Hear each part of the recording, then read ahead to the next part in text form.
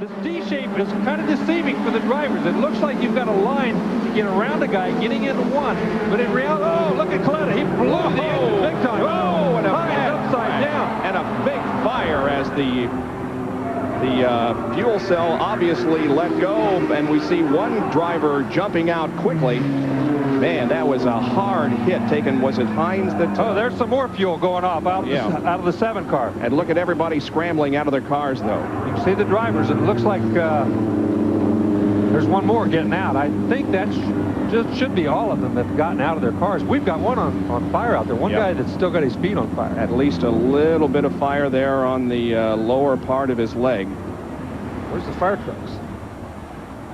Here comes the safety crew, but look at what's going on over in turn number 2. Boy, this is just a very, very bad situation. The red flag has been displayed, and the race has been stopped. And now they're trying to maneuver other cars away from the major fire so they won't catch fire, because we have a lot of fuel that has been spilled on the racetrack itself. Well, that was Tracy Hines' car that got into the fence very, very hard. The back of it, you can see they're spraying water. Some of the other drivers, they ran through the fire. Several of them ran through the fire as it was trailing down the racetrack. They were trying to get away from the race cars, and they ran right through it and obviously got some hot feet out of it. It looks like they have done a terrific job of getting that out. That blaze was really going big time, and once they got there, they got it out very, very quickly. It just seemed like an eternity to us sitting up here, but they were there very quickly. Okay, there's Hines. Look at the fuel. Oh, man. Look at the fuel all over everybody. There's Nichols up there on the right. That's Andy Mitchner who got out of the car first. That fuel was all over him. He got out. He ran the heck out of there right away. John Cox, he got out of his car very quickly, the white number 8 car down there. And you can see Tracy Hines up there on the upper left hand. Watch him just step in the fuel. He steps in it. You can see it all over the place. And he's running along there. It's his right leg that was on fire as he got down there. And he was rolling around trying to put it out. Yeah, but he was walking in that fuel, and you can see it all over the ground there. It was air. Look at this.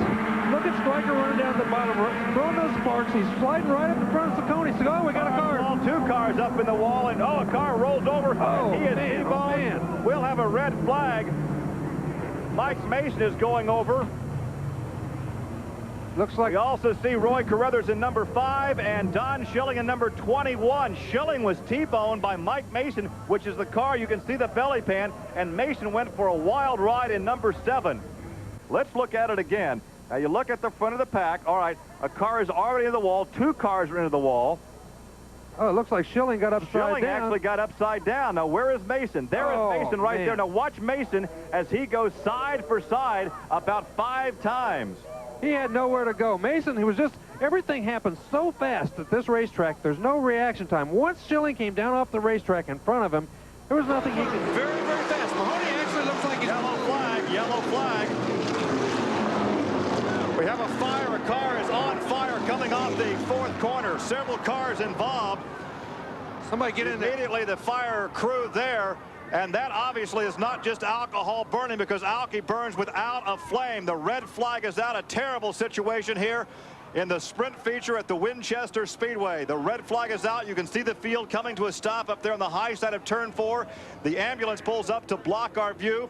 Wally Shear, the flagman, has the red flag out.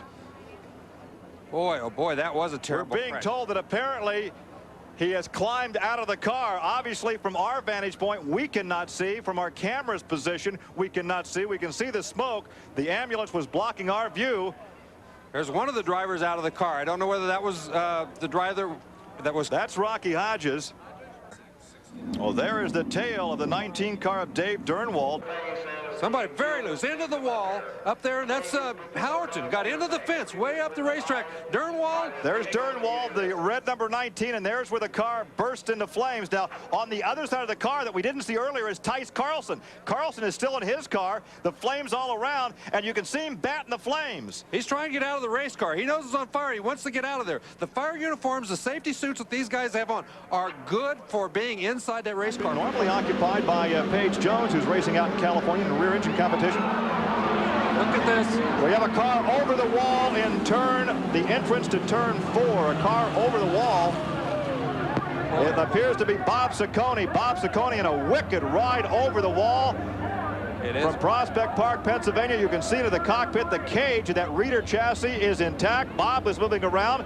He has had a couple of wicked rides here on ESPN. One last season at Winchester. He's okay. The crew is there almost immediately, but he's already had a chance to assess and probably say, hey, I'm okay, guys.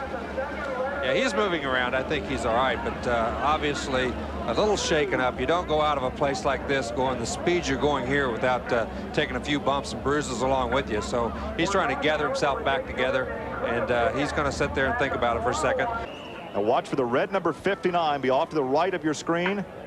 No, actually off the left of the screen. Oh, he went into the thing, got up on the fence. Look, like he was just barely going to go, and then he caught the wall. He caught the catch fence right there and went over. It's obviously there was no contact. Something apparently broke, and he pushed right to the fence. Watch again. The throttle stuck. The throttle stuck on the thing and took him right to the fence. Nobody touched him. The throttle stuck on that thing. The left front brake was locked up, and he just couldn't turn it.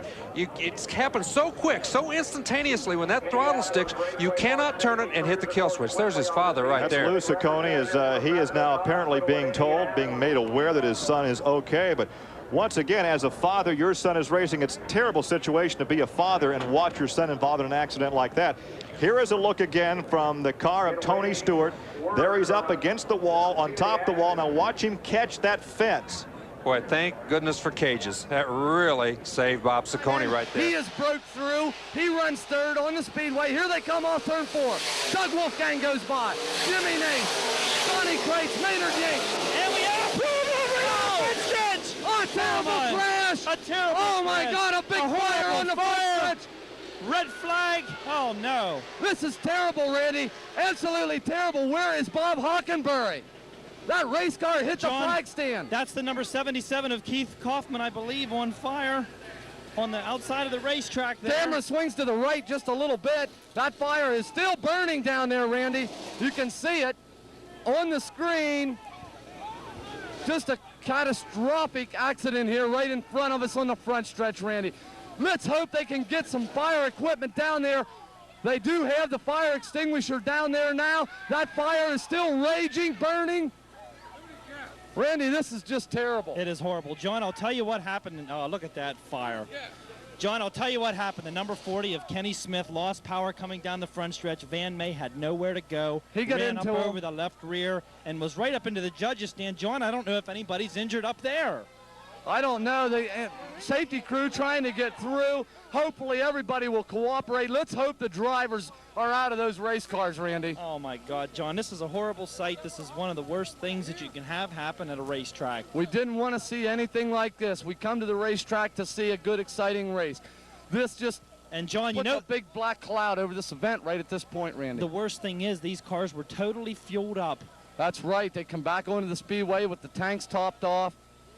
Randy, we're just going to have to stand by here and see what transpires. Hopefully we can get some word from our racetrack announcer, Tom Baker. Okay, they're calling for police officers. They probably would have a security problem down there. A lot of onlookers, people that are worried. And we hear some sirens going off. They're carrying pieces of the race car back here.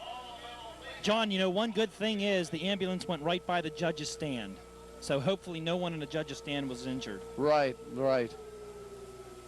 What a horrible sight here. We see one driver up in the judge's stand conversing up there with the officials. Now the green flag flies in heat race number 2, and immediately Jeff Howardson takes the lead as we ride now with Hines down the backstretch. And look at that great jump by Leary in the black 33 all the way up to second. Boy, did Hines get low coming off that corner. Oh, hard into the wall and over the wall. Oh, my. Mark Gerke in car number 14 has had terrible luck here at Winchester. We just mentioned that he raced at Salem last week and had a big fire in that car. He's actually been devoting most of his time this season to the Winston All-Pro Series, where he's been running for Rookie of the Year. Just got this new Klein chassis together with that Toyota power plant. That's the 4-banger out of a Celica. And he took that ride right over the wall. You saw the contact right in front of the camera car as the safety crew now runs over the wall. Yeah, you can see that he got up over a wheel, got against the wall, and just went over and out. It was, it doesn't happen very often here. That wall is slanted in. Let's watch here, Gary, again, see if we can see. He gets in, he just runs right up over the right rear of that tire, got up in the air, and when the cage comes down, he just wasn't lucky enough that the cage caught him. He went on over and caught the fence. One aspect of going over the wall at this part of the racetrack, those trees can actually cushion the blow and absorb some of the energy. Exactly. But right there, he just got in too hard and went up over Leary's right rear wheel. It wasn't really anything that Leary could do unless he slowed down unexpectedly. As you can see him, though, from this in-car camera shot, you'll see him catch those trees, as you said, Gary, and you're right. A lot of times it can actually soften the blow. It acts as a cushion as you get outside the racetrack. Here comes the contact right here. He started to go down low.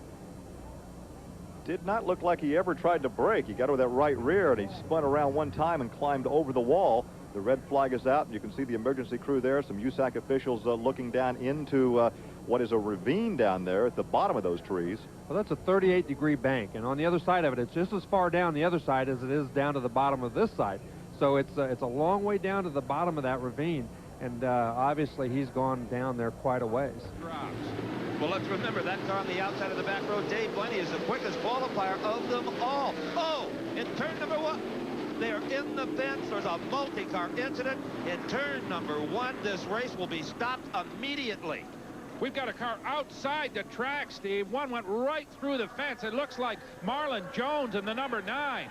That race car spilled upside down as Danny Tolman's 2V. He is still in that automobile. Now you hear the applause from this giant crowd. That means that Marlon Jones is out of his race car. John Cernette is out of the car.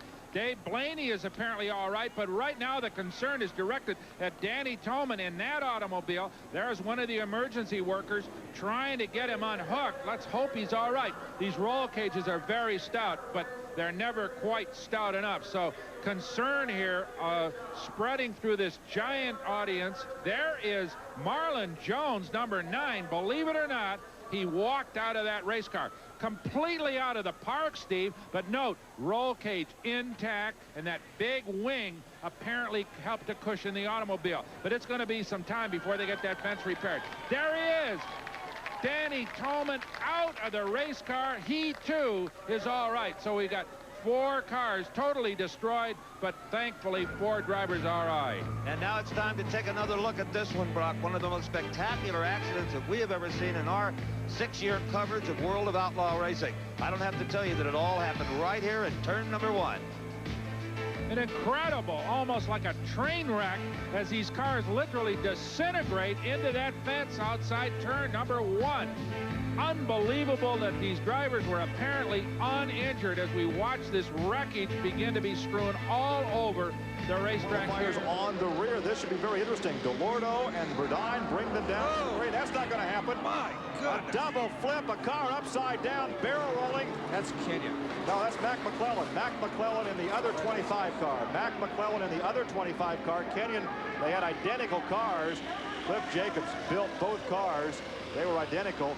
But that was the Mac McClellan car out of Dayton, Ohio. Yeah, that was a terrible barrel. The 2 cars got into the fence up there, and Mac McClellan barrel rolled down that front straightaway for a long, long way. That was terrible. Now, once again, we saw the green come out, but it was not even a good green. We knew it was going to go back to yellow, so that was not even going to be a start. Information slow in coming, but it is coming. We have just been advised that Mac McClellan is semi-conscious at the track hospital awaiting the arrival of that helicopter. I find that very, very encouraging news after the crash that he took. Has caused this racetrack to be much lower. And you can see right there, Jack Hewitt made a left-hand. Oh, we got a big crash. Oh, 4 cars in the middle of that thing. That's Ron Kohler hung up in the fence over there. Wow. Hewitt had something happen going down the front straightaway, went clear to the inside of the racetrack, and then you can see that's Brian Tyler, who has jumped out of the car to go up and try to help. Well, Kohler is moving around in there. It looks like he's trying to get his belts undone. Wow, what a horrible, horrible crash that was. Ron Kohler caught up in the fence. Jack Hewitt is right there also, and Brian Tyler also involved. Boy, he took out some posts there on that catch fencing, didn't he? Brian Tyler sees this happening. He's trying to get his car woed and get out of the way, but he just can't do it. He gets into the fence, before he can get stopped. And you can see he went under all the debris and still had some damage to his race car.